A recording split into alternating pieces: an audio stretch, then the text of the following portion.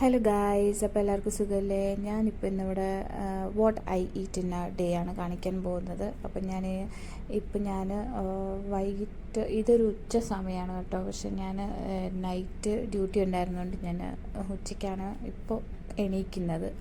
So എണീറ്റ ഉടനെ ഞാൻ ഓട്സാണ് കഴിക്കുന്നത്. ഭയങ്കര കുറച്ച് വെറൈറ്റി ആയിട്ട് നമ്മൾ അടുപ്പിൽ വെള്ളം ഒഴിച്ചു, ഓട്സ് ഇട്ടു, കുറച്ച് പഞ്ചാര ഒഴിച്ചു. അത് തിളച്ച് വരുമ്പോഴേക്കും നമുക്ക് കുറച്ച് പാലൊഴിച്ച് കൊടുക്കാം.